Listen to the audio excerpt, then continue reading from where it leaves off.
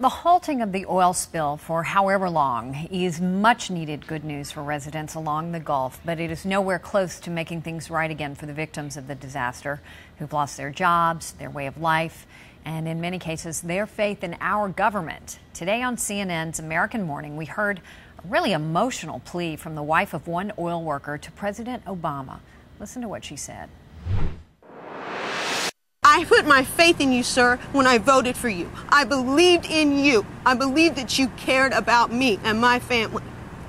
Well, now I have 6 children, sir, that I don't know if I'm going to get to college. And I don't think that my children are less important than anybody else in this country.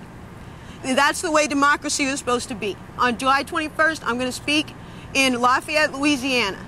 And I'm going to bring all my people with me. And I'm asking you, sir, as a patriot and as an honorable person, to come and hear our stories and hear the pain that we are in.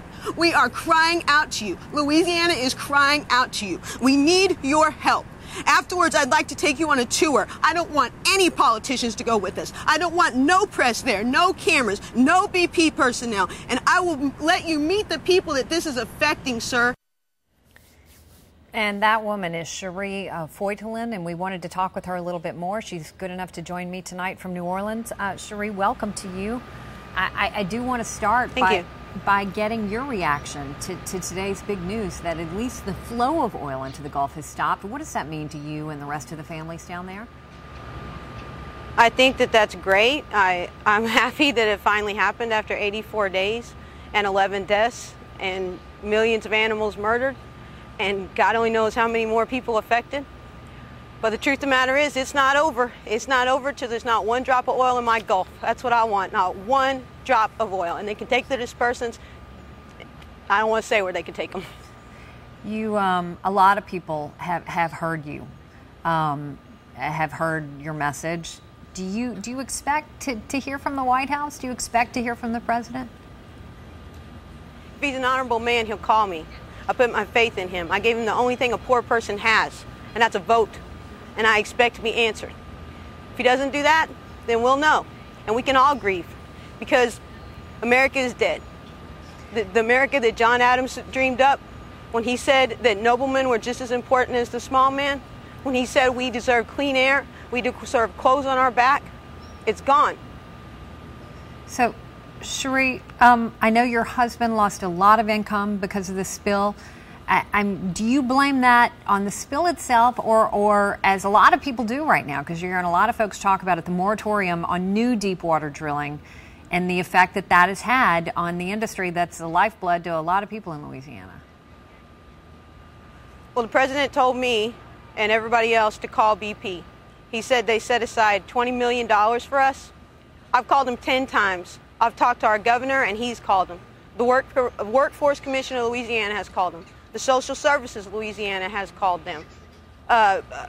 Nick Gautreaux, our state senator, has called them for me, and I have yet to hear from BP. What I have heard is they're not going to pay on the smaller oil services, which is where my husband works. I've heard that the people that work on the actual rigs are going to get one payment of $5,000.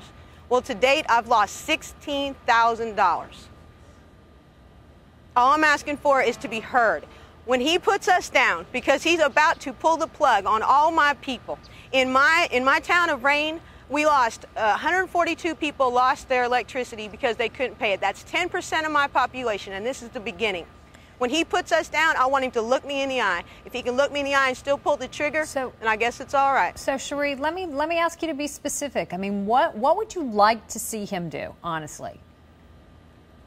Honestly, I want him to come listen to us. I want him to really understand how this is affecting us. And I want, more than anything, my children to know I fought with everything I had, every single thing I had, not to lose not one more time.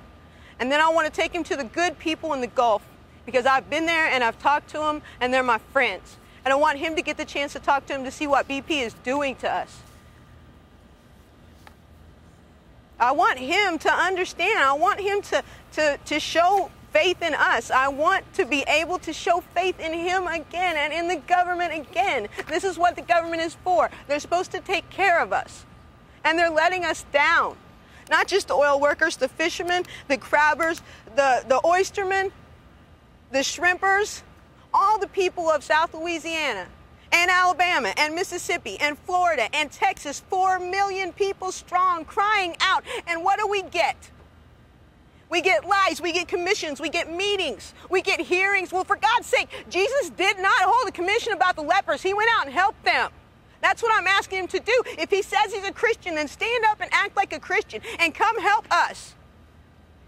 Cherie, I really appreciate you coming on. I know your emotion speaks to what a lot of people are feeling and a lot of people are going through down there right now. And I'm just fighting for survival. I hear you. I'm fighting for survival for my state and for my people. And there's a whole bunch of us, and we are in a lot of trouble. I do not think that the country understands this.